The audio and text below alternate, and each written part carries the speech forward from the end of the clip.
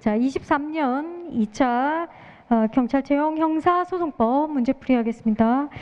자, 해설지에 보면 뭐 출제 경향, 난이도, 향후 수업 대책에서 제가 간단히 메모를 했는데 이제 한번 보시면 출제 경향은 80%가 판례에서 나왔습니다.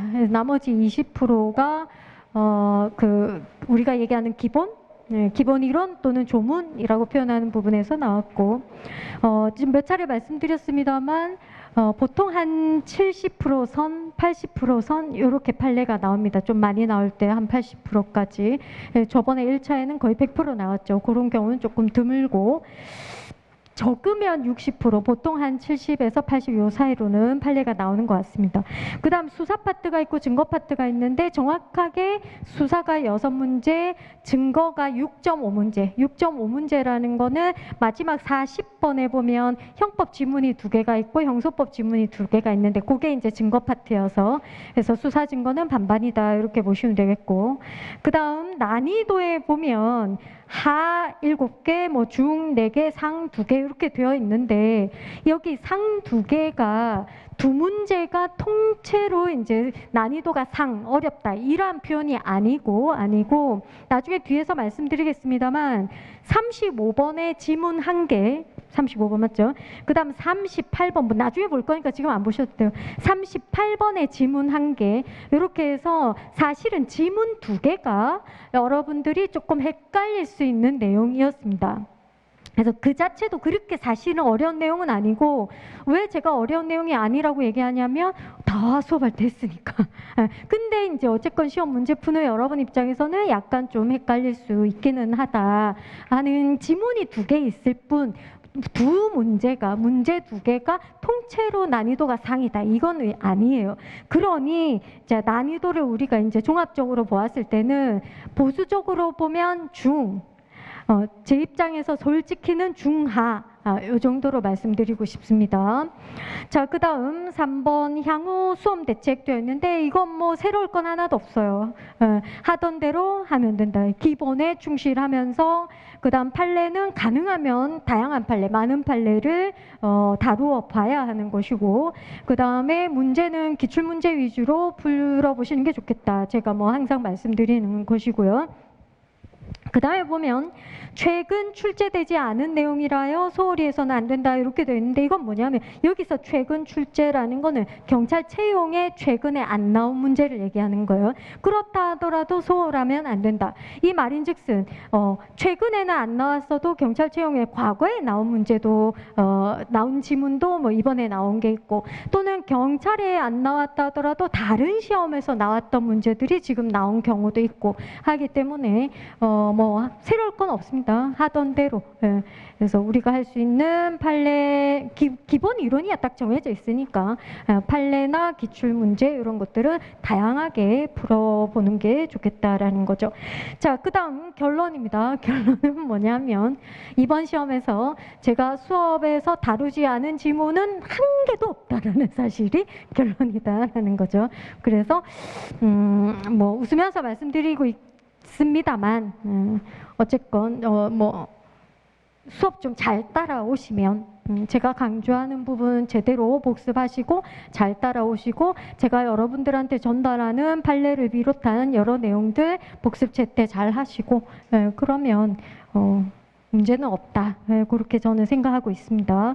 자, 특히 자랑 아닌 자랑을 하자면 우리 마지막에 보면 지금 저 특강 수업 들으신 학생 몇 명 있잖아요. 그죠? 마지막에 보면 제가 판례, 수사 판례, 증거 판례 가지고 마지막에 이거는 보고 가세요 해서 정리해서 수업했던 내용들이 있습니다.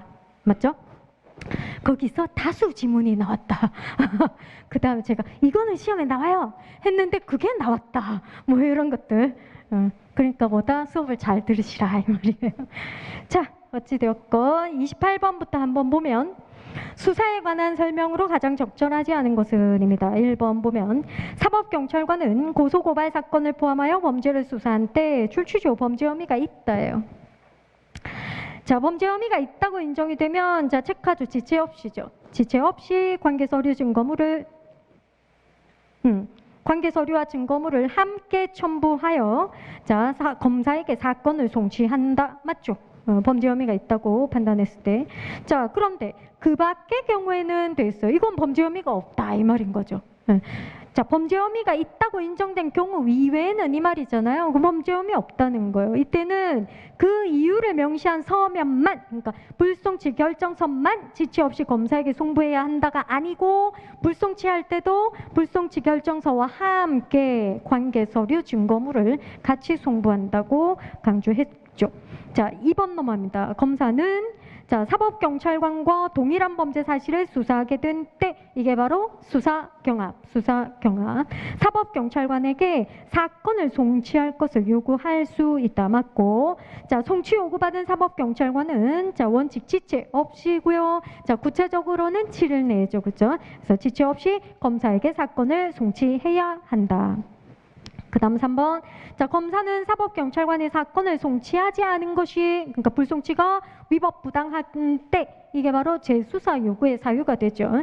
이유를 문서 체크하죠. 문서로 명시하여 자, 재수사를 요청할 수 있죠. 요청해야 한다 아니죠. 요청할 수 있고, 자, 사법경찰관은 그 다음 재수사 후 되어 있는데 일단 사법경찰관은 재수사를 해야 합니다.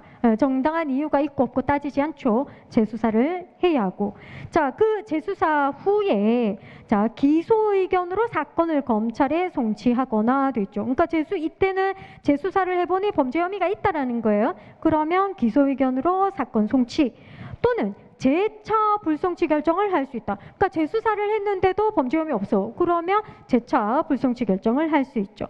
자, 지문에 없습니다만 재차 불송치 결정을 했을 때는 원칙적으로 이제 검사는 손 떼야 되죠. 그래서 또 재수사를 요구하거나 사건 송치를 요구할 수 없어요. 근데 예외적으로 30일 내에 사건 송치를 요구할 수 있는 경우가 3가지 있죠. 그죠? 네, 아까 우리 복습할 때도 다루었던 내용입니다.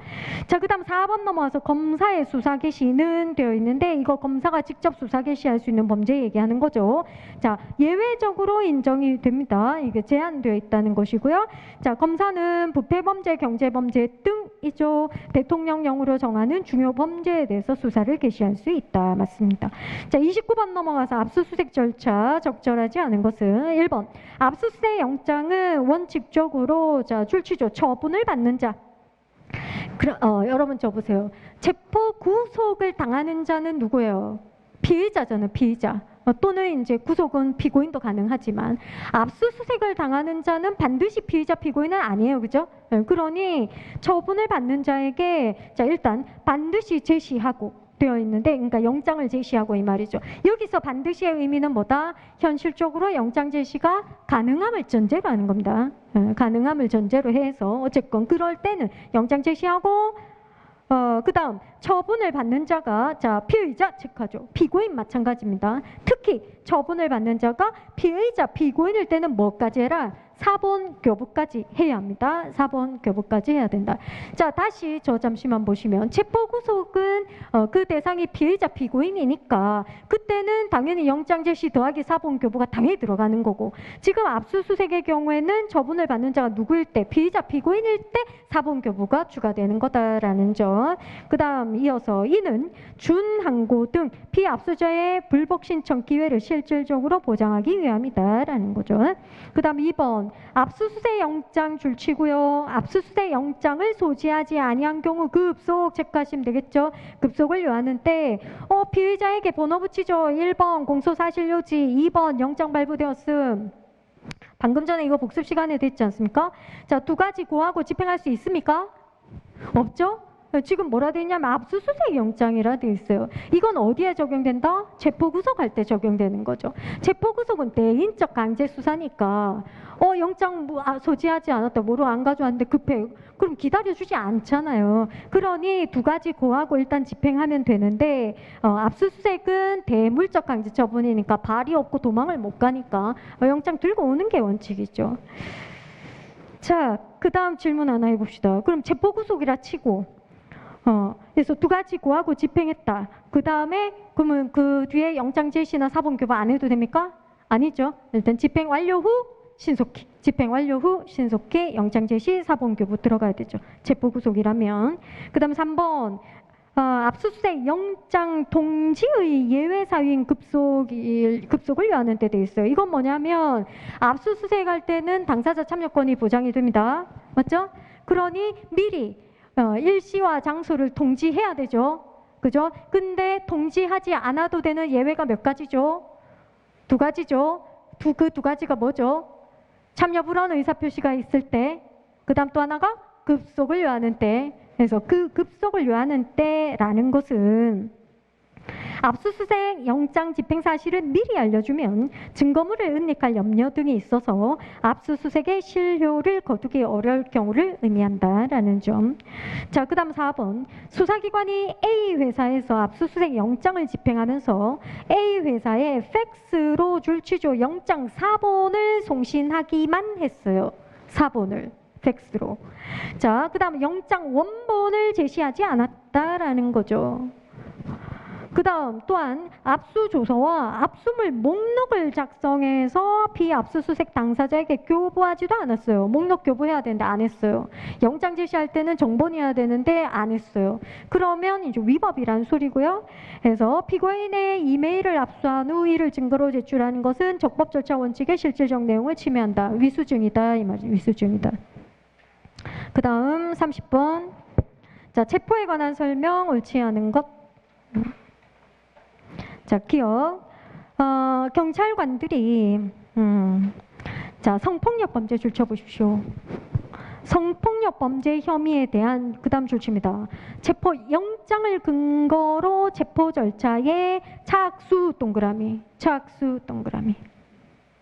그 질문할게요. 체포 영장을 근거로 체포 절차를 진행한다는 건 이 무슨 체포를 얘기하는 겁니까?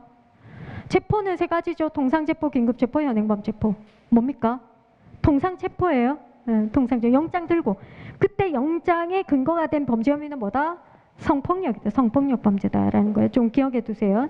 자, 그 다음 체포 절차에 착수만 했어요. 착수 동그라미 하시고요. 그 집행 완료에는 아직 이르지는 못했다는 소리예요. 착수하였으나. 자, 피의자가 흥분하여 타고 있던 승용차를 출발시켜.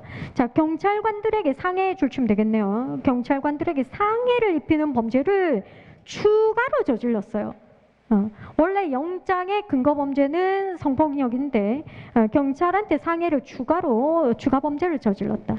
자, 이어서 경찰관들이 그 승용차를 멈춘 후 저항하는 피의자를 자 체크하죠. 별도 범죄인 특수공무집행 방해치상에 줄칩니다. 현행범으로 체포했어요. 현행범으로 체포했어요. 지금 체포가 두 가지가 걸리죠.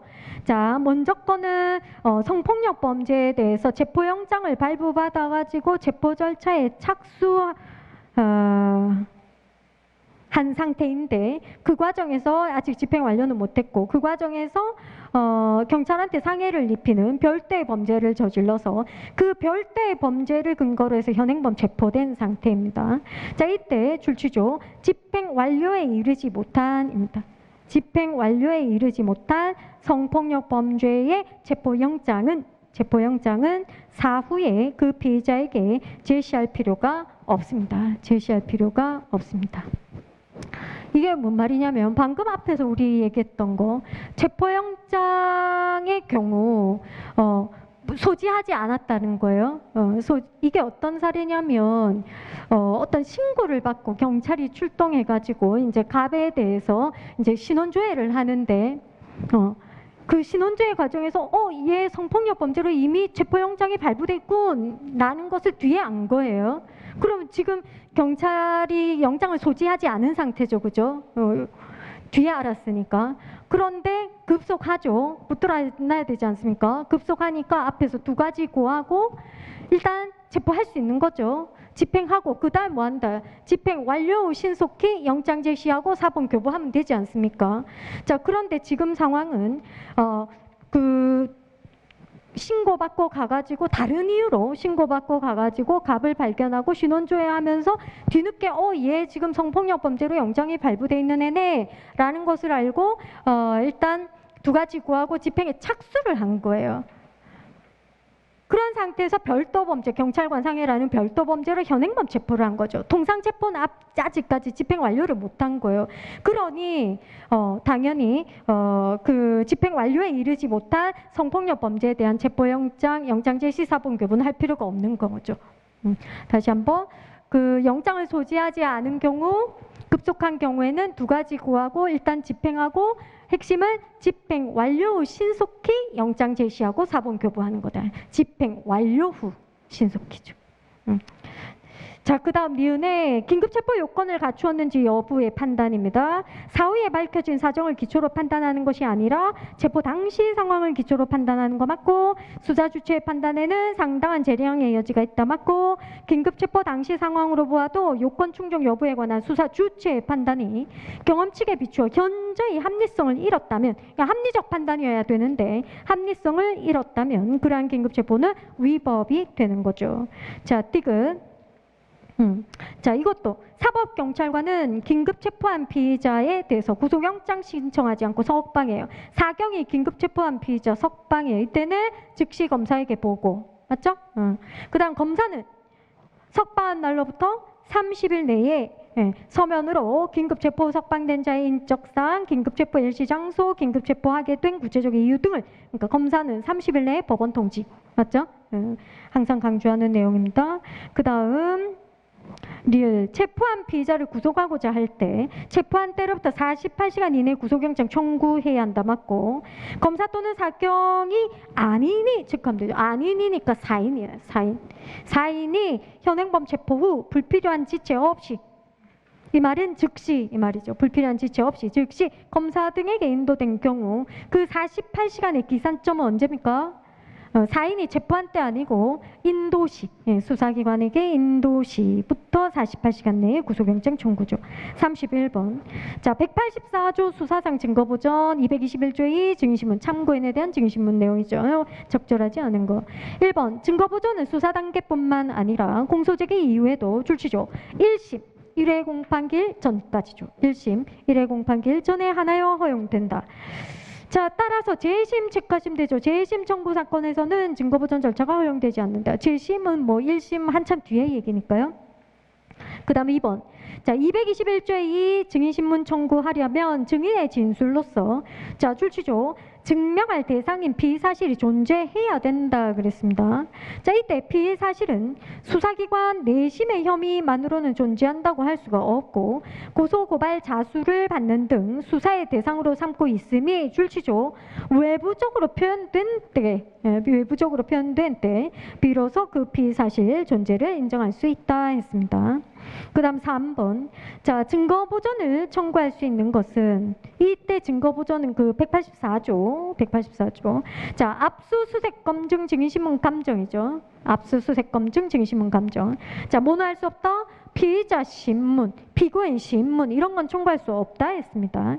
자, 다만 필요적 공범관계 있는 공동 피고인을, 자, 증인 신문 줄치면 되죠. 증인으로 신문할 것을 청구할 수는 있다 그랬습니다. 그 다음 4번. 221조 2의 증인신문에 관한 서류, 그러니까 참고인에 대한 증인신문한 결과물.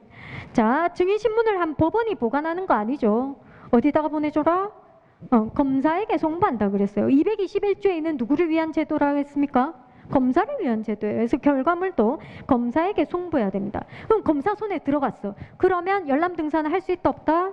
없다 그랬습니다. 없다. 그래서 뭐 법원에 보관함으로 공소제기 이전에도 피의자 또는 변호인은 판사 허가 얻어서 뭐 열람 등사할 수 있다. 이거 아니죠. 이거는 184조. 184조의 결과물은 어디서 보관합니까? 증거보전한 판사 소속 법원에서. 그 다음에 누구 허가 얻어서 열람 등사할 수 있다? 판사 허가 얻어서 열람 등사할 수 있다. 자, 그 다음 32번. 구속에 관한 설명으로 가장 적절하지 않은 것은, 자, 1번. 항소 법원 동그라미 해보세요. 법원이 구속기간 만료로 피고인에 대한 줄치조 구속의 효력이 상실된 후에요. 그러니까 앞서의 구속은 이제 끝났다 이 말이에요. 자, 피고인에 대한 판결을 선고하면서, 자, 줄치세요. 피고인 구속. 법원이 피고인 구속이에요. 피고인을 구속하였다 하여, 자, 208조 규정에 위배되는 재구속 또는 이중 구속이라 할 수는 없다. 맞죠? 자, 208조 규정이 뭐냐면 수사기관으로부터 구속되었다가 석방된 피의자 재구속 규정입니다. 자, 수사기관으로부터 구속되었다가 석방된 피의자 재구속하려면 플러스 알파 뭐가 있어야 된다 그랬습니까? 다른 중요한 증거가 발견돼야 된다. 그 규정이에요. 그건 피의자 재구속 제한 규정이고 피고인하고는 관련이 없다 그랬습니다. 더군다나 이중구속도 아니죠. 이중구속은 구속 상태에서 또 구속시키는 거죠. 그죠? 갑을 A죄로 구속시켜놓고 B죄로 또 구속시키는 거. 이게 이중구속인데 지금 1번은 뭐랬냐면 구속 효력이 상실된 후에 항소법원이 피고인을 또 구속시키는 거라 그랬으니 이중구속도 아니죠. 자, 4번을 먼저 한번 보겠습니다. 1번하고 4번에서 구별하기 위해서요. 4번. 구속의 효력은 원칙 구속 영장에 기재된 범죄 사실에만 미친다. 이게 사건 단위설이죠. 사건 단위설을 논리에 일관하면 우리 판례가 이중 구속된다 그랬어요. 갑을 A죄로 구속시키고 B죄로 또 구속시키는 거 된다는 거죠. 해서 줄 치세요. 구속 기간이 만료될 무렵에 아직 만료 안 됐어. 지금 구속 중이야 이 말이죠. 만료될 무렵에 종전 구속영장에 기재된 범죄 사실과 다른 범죄 사실로 피고인 구속 체크함될 피고인 구속하였다는 사정만으로 피고인에 대한 구속이 위법하다고 할 수 없다. 이중구속할 수 있다. 판례의 입장인 거죠. 이게 이중구속이고 아까 1번에 얘기했던 건 그거는 이중구속 아니다 이 소리예요. 자, 그 다음 2번하고 3번 볼게요. 2번. 자, 구속적부 심사 청구에 대한 법원의 자, 출치조 기각결정, 석방결정. 이거는 그 체포적부심도 마찬가지죠. 자, 기각결정, 석방결정은 항고할 수 없습니다. 불복 X, 불복 X. 자, 그런데 구속적부심사의 경우 법원의 선택지가 하나가 더 있죠. 그래서 보증금 납입조건부 석방결정에 대해서는 자, 피의자나 검사가 취소의 실익이 있으면 항고할 수 있다는 거, 항고 체크. 왜냐하면 이건 판례 입장이고 이 보증금 납입조건부 석방결정이 어떤 제도하고 유사하기 때문이죠? 피고인 보석제도하고 유사하기 때문에 피고인 보석이 항고 대상이니까 보증금 납입조건부 석방 결정도 항고할 수 있다라고 보는 것이 판례죠. 그 다음 3번 출치조 지방법원 판사. 자, 지방법원 판사가 구속기간 연장을 허가하지 않는 결정을 하더라도 항고의 방법으로 불복할 수 없으며 다만 준항고의 대상이 될 수 있다. 틀렸죠. 지방법원 판사의 재판은 불복 X, 불복 X. 불복되는 거 오로지 예외 한 개. 184조 증거보전 청구 기각 결정. 불복의 방법은 3일 내 항고. 자, 33번. 전자정보 압수수색. 옳지 않은 것은입니다. 자, 기억하고 디귿하고 묶어서 비교. 기억하고 디귿하고 묶어서 비교. 제가 아까 얘기했던 이거 시험에 나옵니다. 제가 그 마지막에 이제 정리할 때 얘기했던 게 바로 이거예요. 그대로 나왔죠? 시험에 나온다는데 나왔다 이러면서 대나무를 꽂을까 말까 생각 중이에요 지금. 자, 기억 보시면 수사기관이 압수수색 영장에 적힌 수색할 장소 줄치세요. 영장에 적힌 수색할 장소, 영장에 수색할 장소로 뭐라고 적혀 있을 거 아니에요. 수색할 장소에 있는 컴퓨터 등 정보 처리 장치에 저장된 전자정보 외에 동그라미 외에 그 다음 원격지 체크. 원격지 클라우드에 저장된 전자정보를 압수수색하기 위해서는 자, 압수수색 영장에 적힌 압수할 물건에 자, 별도로 체크할게요.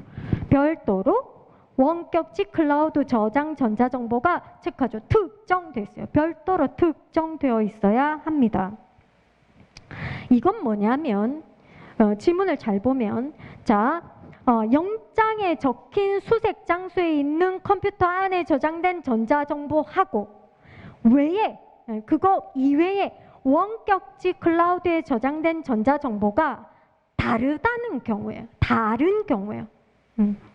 자, A 그러니까 영장에 적힌 수색 장소에 있는 컴퓨터에 들어있는 정보하고 원격지에 들어있는 전자정보는 다르다.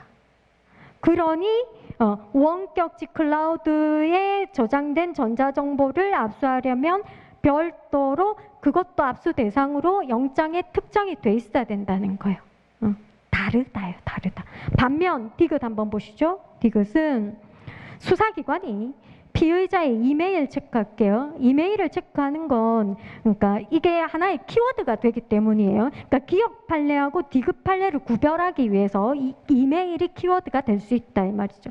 다만 지금처럼 지문에 이메일을 키워드로 넣어 놓는 경우도 있지만 어떤 기출에는 이메일이 또 이메일이라는 그 기재가 안 되어 있는 그런 경우도 있어요. 어쨌건 구별하기 위한 하나의 수단입니다. 자, 피의자의 이메일 계정에 대한 접근 권한에 가름하여 발부받은 압수수색 출처죠. 영장에 따라서 이메일 계정에 대한 접근 권한에 가름했다라는 거는 이제 그 영장에 그 아이디 치고 비번 쳐서 내려갔죠. 그 전자정보를 손에 넣을 수 있다라고 영장에 기재가 되어 있는 거죠, 그죠? 그래서 영장에 따라 그다음 원격지 체크하시죠.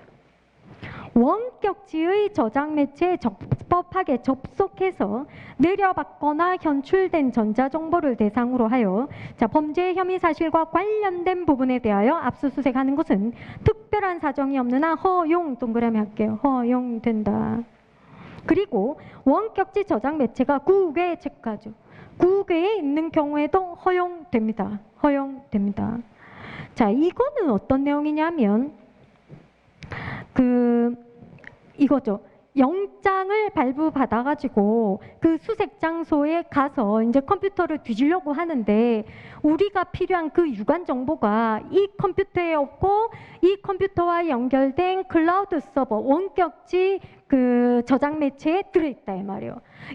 기억은 아까 우리가 했던 기억은 야 여기 정보하고 저기 정보하고 달라 이게 전제라 했잖아요. 디귿은 내가 원하는 정보가 영장에 적힌 그 수색 장소 컴퓨터 안에 없고 저기 있네 라는 거예요. 여기 없고 저기 있네 라는 거죠. 이해가 되시죠? 그죠? 네. 해서 이거는 여기 지문에 자세하게 안 나와 있는데 구체적인 내용은 뭐냐면 이거예요.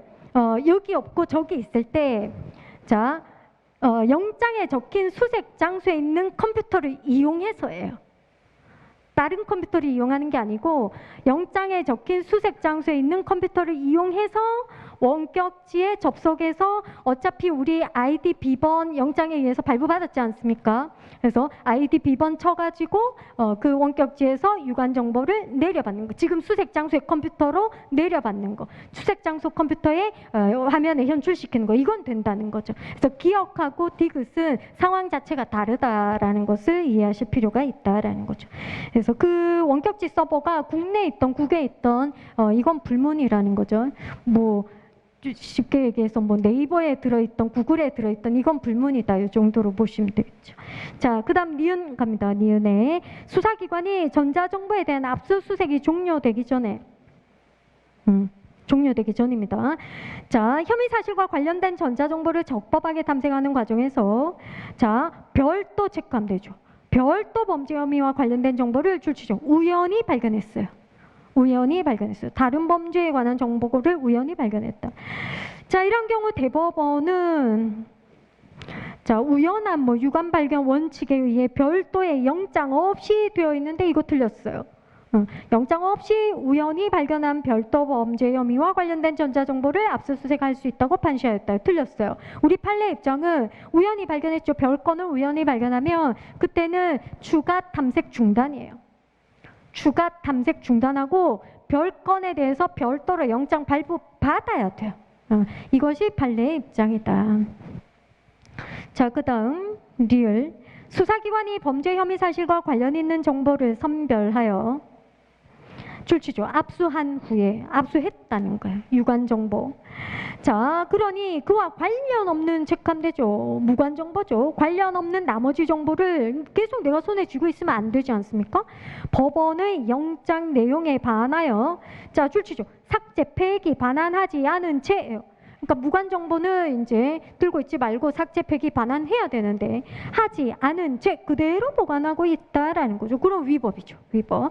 그래서 범죄 혐의 사실과 관련이 없는 부분에 대해서는 압수 대상이 되는 전자정보의 범위를 넘어서는 전자정보를 영장 없이 압수수색에서 취득한 거다. 그러니까 영장 없이 무관정보 취득한 거니까 위법입니다. 자, 미음. 피해자가 휴대전화를 휴대전화 이미 제출 줄치면 되겠네요. 이미 제출하면서 자, 휴대전화에 저장된 전자정보가 아닌 자, 클라우드 체크하시면 되겠죠. 클라우드 등 제3자가 관리하는 원격지에 저장되어 있는 전자정보를 수사기관에 줄취조 제출한다는 의사로 나의 의사단 말이죠. 자, 수사기관의 클라우드 등에 접속하기 위한 자, 아이디와 비밀번호를 줄취조 이미 제공했다라는 거예요. 원격지 서버에 들어있는 뭐 어떤 정보를 제출하려는 의사로 아이디하고 비밀번호 제공했다는 거죠. 그렇다면 클라우드 등에 저장된 전자정보를 줄취조 이미 제출한 거라는 거예요. 그 전자정보를 이미 제출한 거라는 거예요. 아이디 비밀번호 내가 임의로 제공했으니까 나의 의사였다라는 소리죠.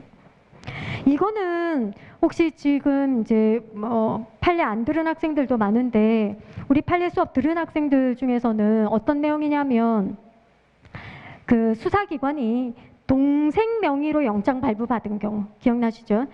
근데 이제 뒤늦게 알았어요. 이 피의자는 동생이 아니고 갑이다라는 것을 알았어요. 그럼에도 불구하고 그 동생 명의로 발부받은 영장 들고 가고 피의자한테 이제 휴대전화 압수한 거 하나가 있고, 그다음 지금처럼 피의자가 휴대전화를 또 이미 제출한 거 하나 있고, 그때 휴대전화가 2개가 그 압수된 그러한 케이스에 관한 내용인 거죠. 자, 그 판례 이렇게 기억하시면 되겠고, 이어서 34번입니다. 거증 책임. 적절하지 않은 것은 1번. 자, 법 위반이라고 되어 있는데 이때 법 위반은 뭐냐면 병역 거부 또는 예비군 훈련 거부 그 케이스예요. 이렇게 얘기하면 또 수업 들은 학생들은 뭔지 아실 거예요. 그죠? 병역 거부, 그 다음에 예비군 훈련 거부 하고 관련해서 여러분 법 규정이 어떻게 됐냐면 정당한 이유 없이예요. 정당한 이유 없이 병역을 거부하거나 예비군 훈련 거부하게 되면 처벌한다는 규정이 있어요. 그 말은 반대 해석하면 정당한 이유가 있었을 때는 처벌을 안 받는다는 소리죠. 그 정당한 이유의 이제 대표적인 게 뭐냐면 진정한 양심. 진정한 양심에 따라 병역을 거부하거나 예비군 훈련을 거부하거나 하면 처벌을 안 받는다는 거예요. 자, 어쨌건 처벌을 받기 위해서는 그 거부가 정당한 이유가 없어야 된다는 거죠. 자, 한번 볼게요. 법 위반에 대한 줄취조 정당한 사유가 없다는 것. 이게 바로 정당한 사유의 부존재를 얘기하는 거죠. 부존재. 없다는 것은 그래야 처벌을 받으니까. 자, 줄칩니다. 범죄 구성 요건입니다. 정당한 사유의 부존재가 범죄 구성 요건이에요. 그러니 자, 중요한 사항이고요. 누가 증명해야 되겠습니까? 검사가 증명해야죠. 범죄 구성 요건이니까 검사가 증명해야 되고, 자, 여기서 질문할게요, 여러분. 그럼 검사의 증명의 방법은 뭐죠? 엄격 자유. 엄격. 중요한 사항이니까 엄격한 증명해야 됩니다. 지문에 없습니다만. 그 다음에 이어서 다만 진정한 양심의 부존재와 같은, 그러니까 정당한 사유의 대표적인 게 진정한 양심이라 했으니까, 자, 진정한 양심의 부존재와 같은 사실을 증명하는 것은 사회 통념상 불가능하다라는 거예요. 아니, 진정한 양심이냐 아니냐 이게 눈에 보이지를 않으니까 진정한 양심이 아니다는 걸 증명하는 건 거의 불가능하다는 거죠. 그래서 자, 반면 자, 존재를 주장 증명하는 것이, 그러니까 진정한 양심에 따른 거부 맞다. 그걸 주장 증명하는 것이, 이 주장은 누가 하겠어요? 피고인이 하는 거죠? 나의 거부는 진정한 양심에 의한 거다라는 거예요. 주장 증명하는 것이 좀 더 쉬우므로 이러한 사정은 검사가 증명 책임을 다하였는지 판단할 때 고려해야 한다라는 거죠. 그래서 이 지문에는 없습니다만 이 판례 내용이 어떤 거냐면, 그러니까 이때는 어떻게 해야 되느냐면 피고인이 진정한 양심에 따른 거부라는 것을 네가 소명해. 증명하고 소명하고 다르죠? 그래서 피고인 네가 정당한 사유의 존재에 대해서 소명을 해. 그리고 나서 검사는 그 소명을 탄핵해. 깎아내려. 그거 아니라고. 탄핵하는 그러한 방법으로 검사가 정당한 사유의 부존재를 증명할 수 있다. 이렇게 되어 있습니다. 이해가 되시죠? 진정한 양심 맞다, 정당한 사유 있다라는 것을 피고인이 소명하고 그것을 검사가 탄핵하는 방법으로 검사는 정당한 사유의 부존재를 증명할 수 있다. 이렇게 되어 있죠. 이 판례를 하나 기억하고, 이게 이제 3번을 먼저 보겠습니다. 3번하고도 이제 연결해서 우리가 같은 맥락에서 이해할 수 있습니다. 자, 3번에 보면 공직선거법상 자, 출처죠. 허위사실공표죄도 있어요. 허위사실공표죄라는 거는 공표된 사실이 허위라는 거죠. 그죠?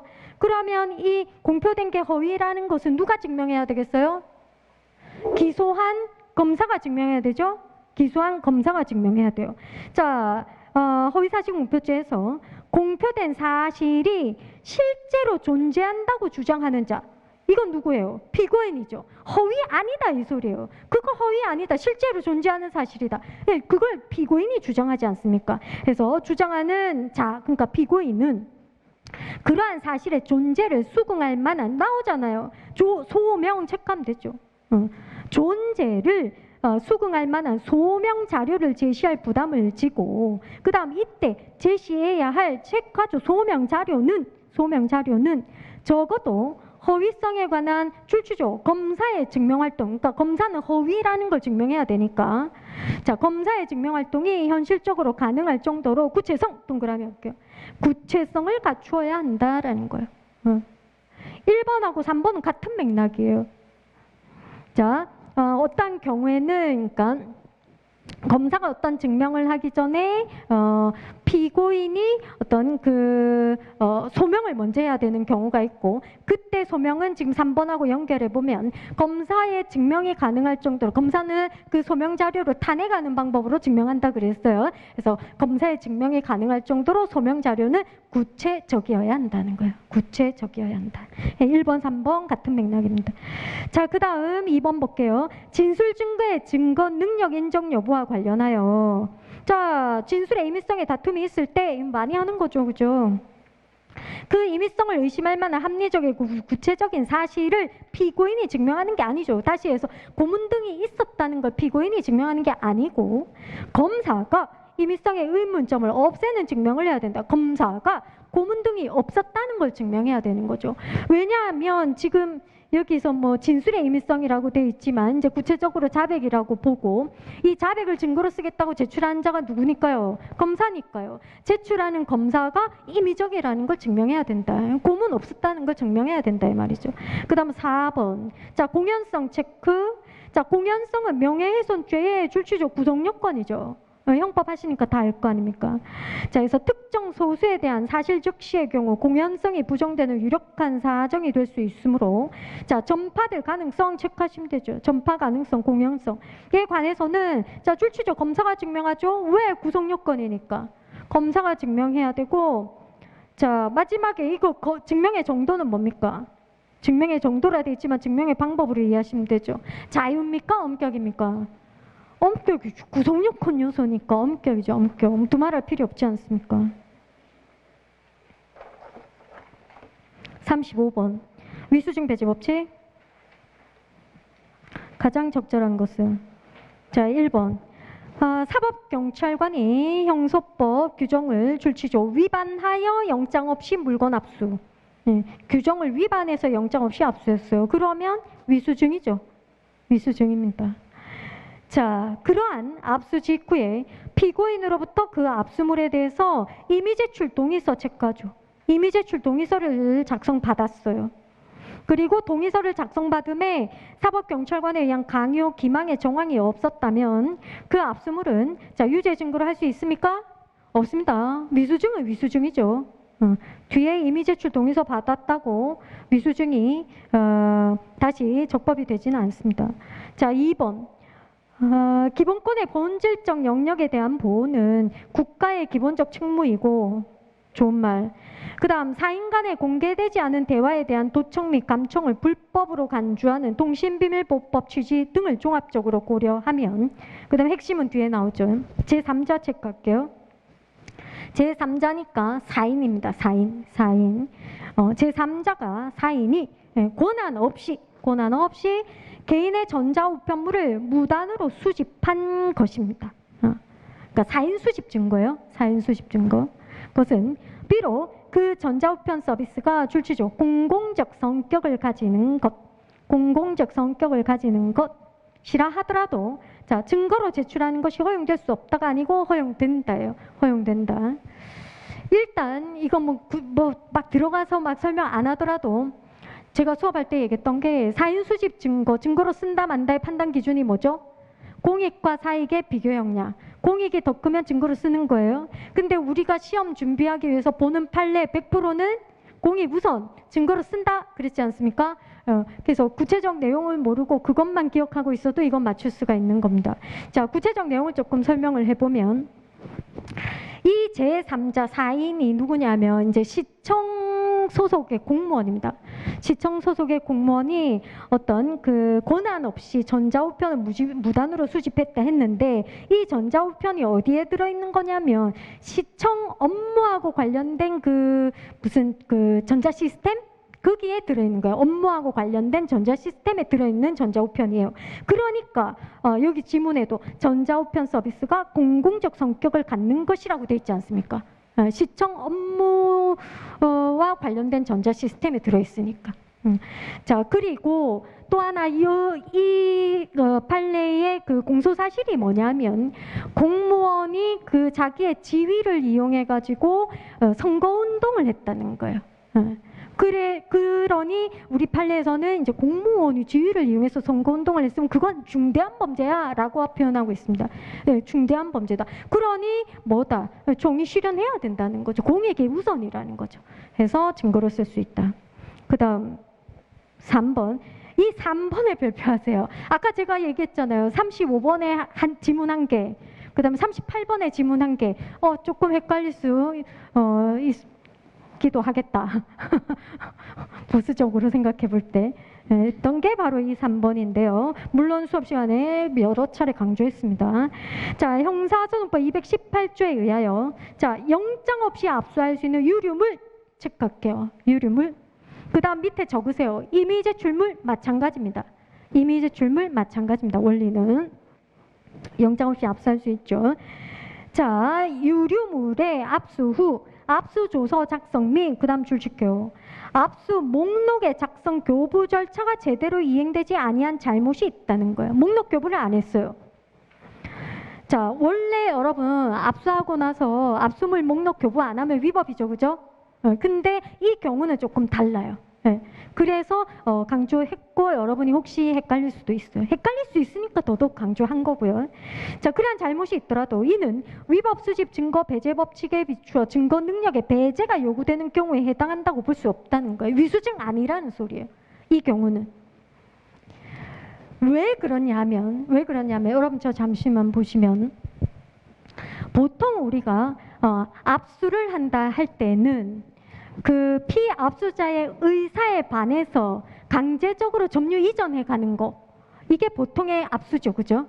상대방의 의사에 반해서 강제적으로 점유 이전해 가는 겁니다. 그러니 피압수자의 권리 보호가 필요한 거죠. 그래서 압수물 목록도 작성해서 교부하라고 하는 거죠. 목록 교부의 취지 자체가 그 피압수자 권리 보호지 않습니까? 그런데 지금 사안은 유류물이나 임의 제출물에 대한 압수예요. 그래서 성격이 달라요. 보세요. 유류물 흘리고 간 거. 가서 신분증 흘려놨네? 그거 압수하는 거죠. 영장 없이 압수할 수 있다. 임의 제출물. 소유자, 소지자, 보관자가 지발로 와서 제출하는 거 압수하는 거예요. 그러니 유류물이나 임의 제출물에 대한 압수는 보통의 상대방 의사에 반해서 강제로 점유 이전에 가는 거하고 성격에서 조금 차이가 있다라는 거죠. 그래서 이 두 가지 경우에는 목록을 작성해서 교부하지 않았다 하더라도 그 원래 취지인 피압수자의 권리 보호 그 실익이 떨어진다는 거죠. 그래서 안 해도 된다는 거예요. 위수증이 아니다라는 거죠. 그 다음 4번. 근데 그러니까 거기까지 또 갑자기 시험 문제 풀다가 생각이 안 날 수 있잖아요. 안 나면 목록 교부를 안 했네? 그럼 위수증이지 이렇게 생각할 수 있다는 거예요. 단순하게 생각하면. 그래서 뭐 이 정도는 뭐 틀릴 수도 있지 않겠나 뭐 그 얘기였어요. 자, 그 다음 4번에 자, 경찰이 영장에 의하여 압수된 피고인의 휴대전화를 탐색하던 중에 자, 영장에 기재된 범죄 사실이 기록된 파일을 발견했다. 유관 정보를 발견한 거죠. 이를 별도의 저장 매체에 복제 출력한 경우에 이러한 줄치죠. 복제, 탐색, 복제 출력의 과정. 적으세요. 영장 집행 중이죠. 유관 정보 손에 넣기 전 과정이지 않습니까? 그래서 복제, 탐색, 복제 출력의 과정에서 당연히 피고인에게 줄치죠. 참여의 기회 보장해야 돼요. 당사자 참여권 보장해야 되죠. 그런데 참여의 기회를 부여하지 않았다는 거예요. 그렇더라도 사후에 파일에 대한 압수수색 영장을 발부받아 절차가 진행되면 적법하게 수집된 증거도 아니죠. 절차상 당사자 참여권 보장 안 했으면 이거는 위수중이에요. 위수중. 그 다음 36번 자백배제 법칙. 적절하지 않은 것은. 자, 1번 피고인의 자백이 임의로 진술한 것이 아니라고 의심할 만한 이유가 있는 때, 예를 들어서 고문이 있더라 이 말이죠. 자, 유죄 증거가 될 수 없다. 임의성 없는 자백은 증거 능력 없다. 자백 배제 법칙이죠. 자, 자백의 임의성이 인정되는 경우라도 임의성이 있대요. 자, 수사기관에서 신문 절차에서 자, 줄치죠. 미리 진술권을 고지받지 않았다. 이건 절차상 위법이죠. 그렇다면 이는 위법하게 수집된 증거 능력 없죠. 수없이 하는 거고. 2번. 자, 자백은 일단 자백하였다가 이를 번복 내지 취소하더라도 효력이 없어지는 것은 아니기에 피고인이 자, 줄칩니다. 항소이유서. 항소이유서에 돈이 급해지어서는 안 될 죄를 지었습니다. 또는 진심으로 뉘우치고 있습니다. 라고 줄치죠. 기재하였다. 어디다가? 항소이유서에 기재하였다는 겁니다. 자, 그리고 항소심 공판기일에 항소이유서를 진술하였다면 이어진 검사 신문에 범죄 사실을 줄치죠. 부인하였고, 그 다음 수사 단계에서도 일관되게 범죄 사실을 부인했다는 거예요. 부인 체크하시면 되겠죠. 부인하여온 사정이 있다고 하더라도 자, 피고인이 자백한 것으로 볼 수 있다. 틀렸어요. 이건 자백 아니에요. 다시 얘기해서 이 피고인 갑은 시종일관 범죄를 부인했고요. 자, 다만 지문에서 나오는 것처럼 항소이유서에 진심으로 뉘우치고 있다. 이런 기재가 있을 뿐이라는 거죠. 이것만 가지고 자백이라고 보지 않습니다. 그 다음 3번. 피고인의 자백이 신문에 참여한 검찰 주사가 피사실을 자백하면 피사실 부분은 가볍게 처리하고 부가적인 부안 처분에 청구를 하지 않겠다는 각서를 작성해 주면서 수사기관이 자백을 유도했다. 그러면 임의성 없는 자백이지. 맞죠? 그죠? 약속에 의한 자백 이런 거죠. 그래서 자백은 증거로 할 수 없습니다. 자, 4번. 자, 309조 소정의 사유로 임의성이 없다고 의심할 만한 이유가 있는 자백.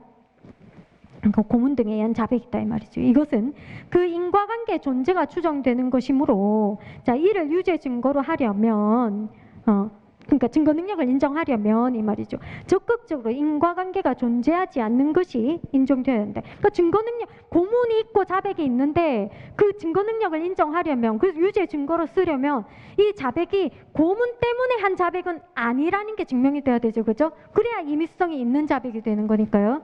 그래서 인과관계가 존재하지 않는 것이 인정이 돼야 된다. 어제 고문 받았고 오늘 자백했지만 이 자백은 오로지 100% 나의 자의에 의한 자백이다라는 것이 인정이 돼야 되죠. 자, 37번 넘어가서 전문 증거 나왔습니다. 드디어 전문 증거 나왔습니다. 자, 적절하지 않은 것은 1번. A가 B에게 행한 진술이 기재된 서류가 그 요증 사실이 무엇이냐에 따라 전문 증거가 되기도 하고 원본 증거가 되기도 하죠. 그 내용입니다. 자, A가 그러한 내용의 줄치죠. 진술을 하였다는 사실 자체예요. 원 진술 존재 자체, 진술을 했다는 사실 자체에 대한 정황 증거로 사용될 때는 사용될 것이라는 이유로 서류의 증거 능력을 인정한 다음 돼 있어요. 자, 여기까지 설명하면 요증 사실이 진술했다는 사실 자체라면 그때 성격은 원본 증거가 되는 거죠. 원본 증거 맞죠? 그러니까 당연히 증거 능력은 있는 거다. 증거 능력이 있습니다. 자, 그런 다음에 그 사실을 다시 A의 B에 대한 줄치죠. 진술 내용의 진실성이에요. 진술 내용의 진실성을 증명하는 간접 사실로 사용하는 경우라면 증거의 성격이 바뀌죠. 뭘로? 전문 증거로 바뀝니다. 그러니 자, 전문 증거로 써먹으려면 전문 증거가 갖추어야 하는 요건, 증거 능력 인정 요건을 갖추라 이 소리입니다. 그 다음 2번. 알선자인 피고인이에요. 네, 피고인이 알선수재의 피고인입니다. 그래서 알선자인 피고인으로부터 전화를 통해서 자, 건축허가 담당 공무원이 외국 연수를 감으로 사례비를 주어야 한다라는 말을 들은 증인이 돼 있어요. 그러니까 증인한테 야, 이 피고인이 야, 너 건축허가 받으려면 담당 공무원한테 돈 좀 찔러줘야 돼 라고 피고인이 알선하면서 말했다 이 소리 아닙니까? 자, 그 들은 증인이 피고인의 알선 수재 피고 사건에 대해 그러한 말을 들었다라고 법정에서 진술을 했어요. 그렇다면 지금 피고 사건이 알선 수재라는 거예요. 그러니까 피고인이 너 그 말 알선하는 그 말 하면서 돈 받아 먹었어 안 먹었어 이 말이잖아요. 근데 그 말 했어요. 내가 직접 들었어요. 증인이 법정에서 진술했잖아요. 그럼 원본 증거지. 전문 증거가 아니라 원본 증거죠. 그 피고인이 그 말 했어 안 했어? 다시 얘기하면 원진술 존재 자체가 요증 사실이 되는 거죠. 자, 그 다음 3번입니다. 피고인이 피해자에게 보낸 협박 문자 체크하시죠. 협박 문자를 피해자가 화면 캡처 방식으로 촬영한 사진 체크하시면 되죠. 사진은 피고인의 협박죄 피고 사건에 대해서 전문 증거에 해당하지 않는다. 이건 뭐 어떤 내용이냐면 우리 그거 기본 수업 할 때도 제가 얘기했던 거 어떤 놈이 밤마다 까똑 보내요. 뭐라고? 안 만나주면 죽여버릴 거야 보내는 거예요. 그러면 그때 그 핸드폰에 그 카톡 100개 쌓여 있단 말이죠. 그게 그놈이 나한테 하는 말입니까? 아니라 그랬죠. 그래서 정보통신망을 이용해서 공포심 불안감을 조성하는 그 문자를 뭐 지속적으로 보냈을 때 그거는 카라고 같다. 다시 해서 범행의 직접적인 수단이고 결국 비진술 증거다. 그래서 비진술 증거다. 카라고 같다. 그랬어요. 그러니 전문 증거에 해당하지 않는 거죠. 그 협박 문자 또는 그것을 촬영한 사진 마찬가지입니다. 칼 또는 칼을 찍은 사진과 같다 이 소리예요. 그 다음 4번 A가 피해자들을 흉기로 살해하면서 자, 이것은 신의 명령을 집행하는 것이다 라고 말했어요. 여기서 여러분 혹시 기억나는 거 있어요? 우리 수업한 내용 중에? 나는 슈퍼맨이다 있지 않습니까? 사람 죽여놓고 온 동네 다니면서 나는 슈퍼맨이다 이러고 떠들고 다니는데 제가 지나가다가 그걸 들었어요. 그래서 들은 거를 법정 가서 얘기했어요. 그러면 이건 원본이에요, 전문이에요? 원본이죠, 원본. 지 혼자 막 슈퍼맨이다 하고 떠들고 다니는 걸 내가 가다가 체험했으니까 원본이 바로 그거죠. 그래서 신의 명령을 집행하는 것이라고 말하였는데 이 말을 들은 B가 체험자다 이 말이죠. 법정에서 A의 출취조 정신 상태를 증명하기 위해서 그 내용을 증언을 했다는 거예요. 자, 이 진술은 전문 증거에 해당하지 않습니다. 체험자의 진술 원본 증거입니다. 원본 증거. 이게 바로 아까 정신 상태를 증명하기 위해서 돼 있잖아요. 이게 우리 그 기본 할 때도 제가 적으시라 했잖아요. 이게 의미하는 게 진술 내용의 진실성과 관련 없는 간접 사실에 대한 정황 증거로 쓸 때 그때도 원본 증거다 했지 않습니까?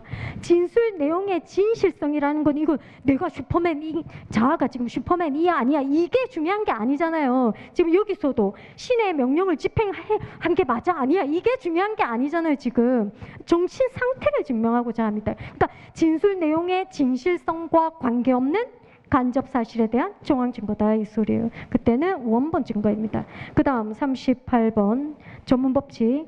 자, 제가 아까 지문 2개가 여러분이 헷갈릴 수 있다 했지 않습니까? 그 두 번째가 바로 38번의 1번입니다. 38번의 1번. 그 1번 내용이 어떤 판례냐면 저 판례 수업 들으신 학생들은 그 박근혜 전 대통령하고 안종범 그 수석하고 하고 이렇게 뭐 이재용 그 당시에 부회장하고 관련된 소위 얘기하는 그 국정농단 사건이 있었지 않습니까? 그 판례에서 설명드렸던 내용입니다. 자, 한번 볼게요. A와 B가 개별 면담에서 대화한 내용을 피고인 그러니까 A와 B가 누구냐면 박근혜 전 대통령하고 이재용 그 당시 부회장하고예요. 면담 내용을 자, 피고인 갑이 안종범 수석이에요. 갑에게 체크하세요. 피고인이 갑이라 돼 있어요, 지금. 피고인 갑에게 불러주었고 그 내용이 기재된 갑의 업무 수첩이 그 출처죠. 대화 내용을 증명하기 위한 진술 증거. 이 경우 그 성격이 뭐냐 이 말이에요. 여기 칠판 한번 보세요. 보세요. A와 B가 면담한 내용을 A가 이제 그 박근혜 전 대통령이에요. A가 피고인 갑이 안종범 수석이라 그랬어요.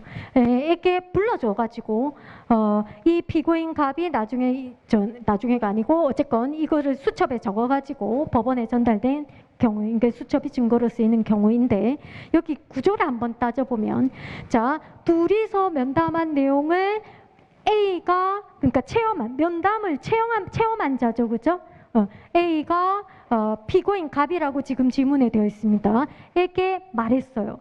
그것을 듣고 법원 가서 진술을 해요. 그러면 이때의 그 성격이 뭐가 되는 겁니까? 피고인 갑의 법정 진술의 성격은 무슨 증거입니까? 원본입니까? 전문입니까? 체험자의 진술을 옮겨요. 우리 많이 했던 거.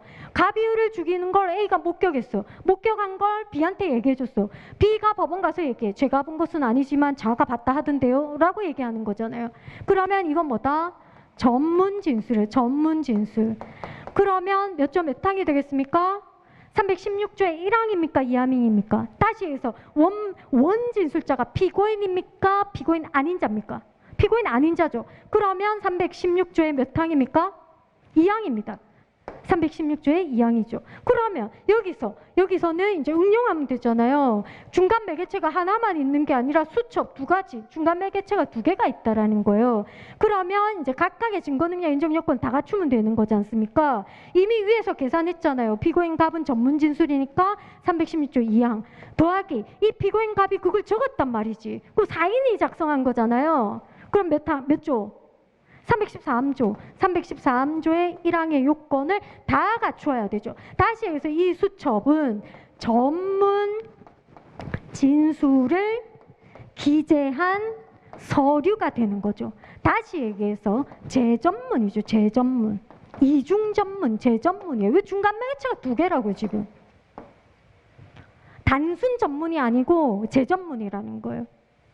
그래서 지금 지문에 보면 피고인이 작성한 진술서에 대한 형사소송법 313조 1항에 따라 증거 능력을 판단해야 한다. 틀렸다 이 말이지. 이 말은 이 수첩이 단순 전문이란 소리예요.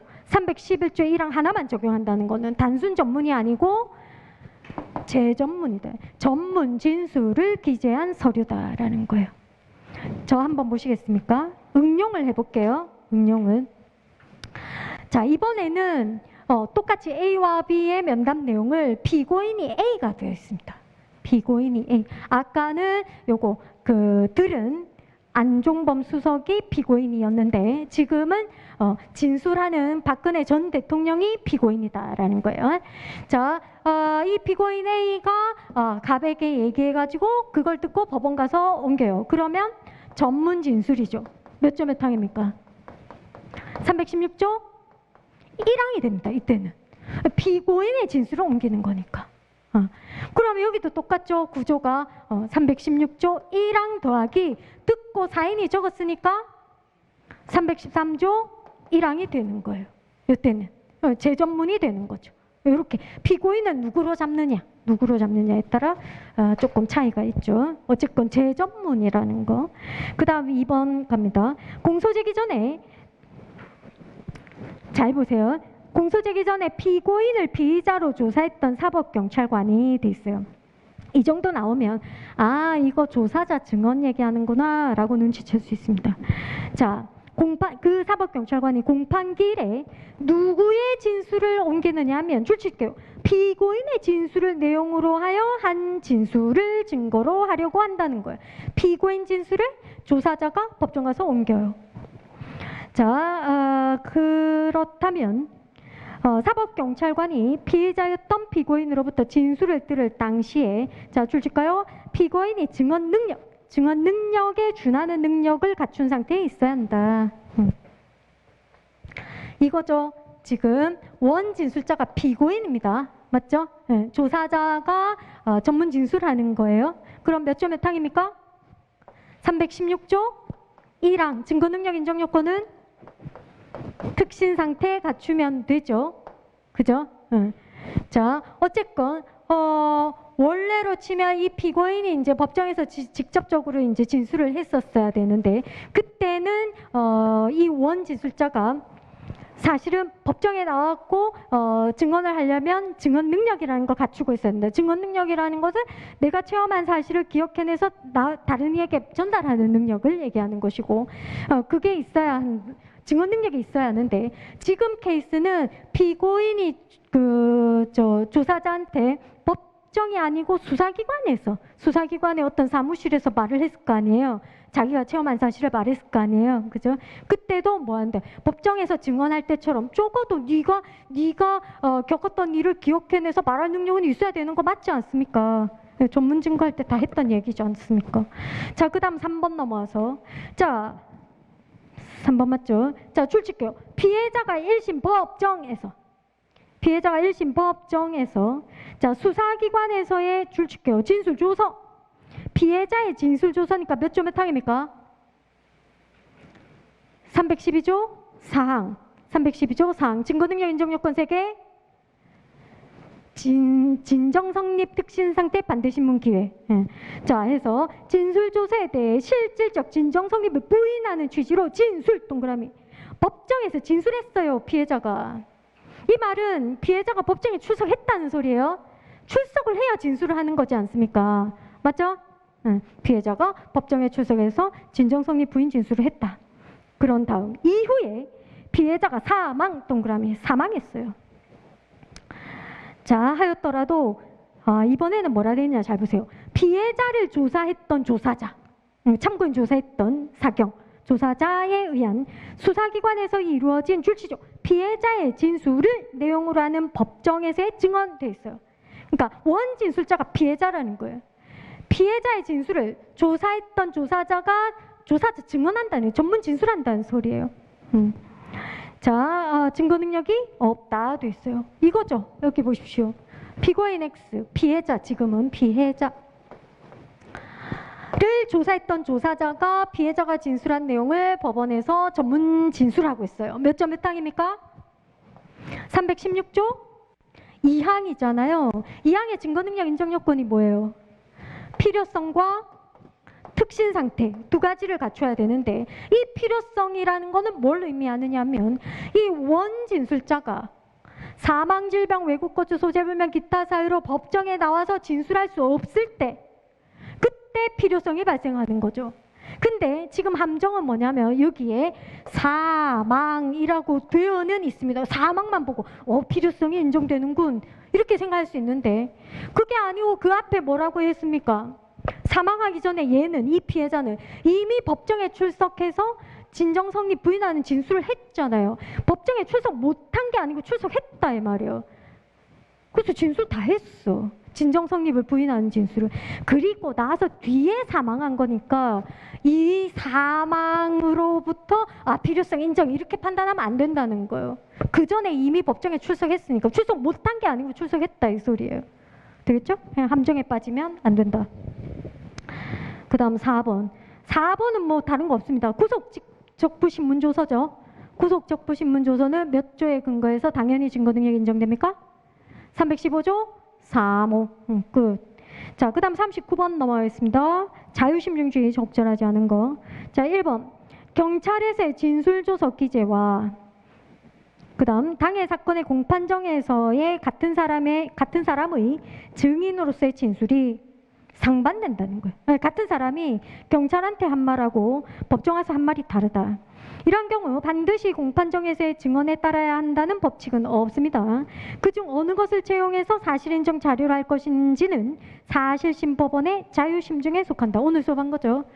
자유심증주의, 법관의 자유심증에 의한다. 자, 2번 호흡 측정기에 의한 음주 측정치하고 그 다음에 혈액 검사에 의한 음주 측정치가 다르다는 거예요. 다른 경우 자, 혈액 채취에 의한 검사 결과를 믿지 못할 특별한 사정이 없는 한 여러분 저 한번 보세요. 호흡 측정한 결과하고 혈액 측정한 결과가 다를 때 사실은 어떤 게 더 정확하겠습니까? 혈액 측정이죠? 바로 그 얘기예요. 그래서 혈액 검사에 의한 음주 측정치가 호흡 측정기에 의한 음주 측정치보다 측정 당시의 혈중 알코올 농도에 더 근접한 측정치라고 보는 것이 경험칙에 부합한다. 여러분도 그렇게 판단하시잖아요. 자, 그 다음 3번입니다. 자, 성추행 피해자가 추행 즉시 행위자에게 항의하지 않은 사정. 성추행 피해자가 왜 즉시 항의를 안 했지? 그 다음, 피해 신고할 때 성폭력이 아니라 다른 피해 사실을 먼저 진술했다는 거예요. 왜 이렇게 하지? 성폭력 먼저 진술해야 되는 거 아니야? 라는 거예요. 그러한 출처죠. 사정만 가지고, 그러한 사정만 가지고 자 체크합니다. 곧바로 피해자 진술의 신빙성을 부정할 것은 아니라는 점. 왜 이랬지? 그것만 가지고 피해자 진술 못 믿겠다 이렇게 보면 안 된다는 거예요. 부정할 것은 아니고, 자, 가해자와의 관계와 피해자의 구체적 상황을 모두 살펴서 판단해야 한다. 그 다음 4번.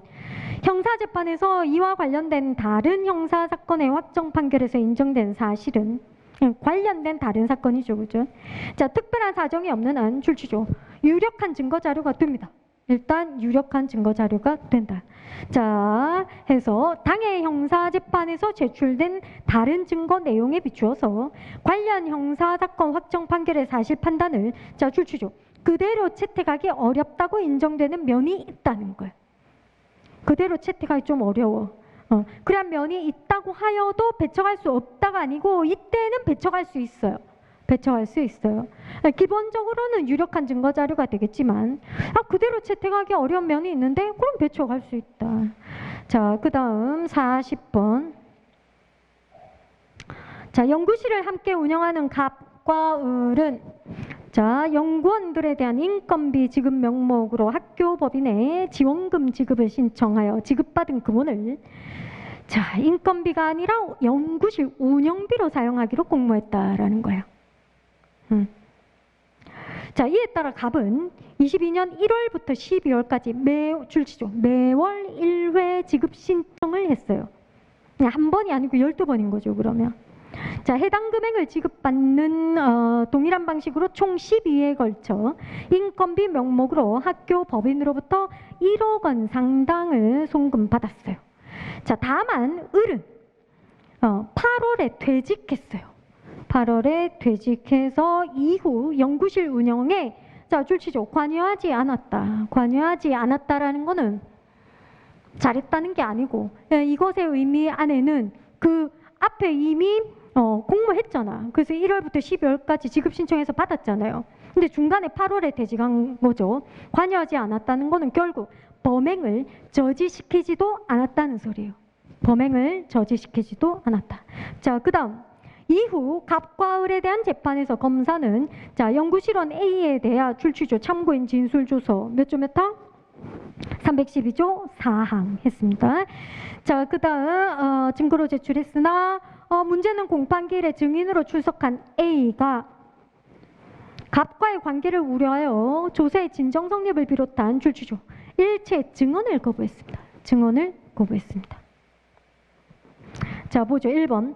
갑과 을이 1월부터 12월까지 금원을 지급받은 것이 사기죄에 해당하는 경우 각 지급 행위시마다 별개 사기죄, 그러니까 사기죄 12개 이게 아니고 포괄일죄입니다. 포괄일죄. 피해자가 동일인이죠. 지금 학교법인. 피해자가 동일인이고 범위가 단일하고 범행 방법이 동일하고 그래서 포괄일죄. 그 다음 2번. A가 아까 증언 거부했댔죠. 증언 거부 줄치고. 자, 그러면 결국 갑 입장에서는 줄치죠. 반대 신문권이 보장되지 않는 문제점이 있습니다. 피고인 입장에서는 반대 신문이 안 돼요. 자, 이 경우 A의 증언 거부가 줄치죠. 정당한 증언 거부권의 행사라 하더라도 자, 갑의 반대 신문권이 보장되지 않았다는 점에는 아무런 차이가 없습니다. 맞죠? 그래서 이게 무슨 내용이냐면 우리 그 314 맞죠? 314조 그 310이나 313에 대한 보충 규정 할 때 보충을 받아서 증거 능력이 부여되려면 두 가지 요건을 갖추라고 그랬어요. 그 첫 번째가 보충의 필요성, 두 번째가 특신 상태.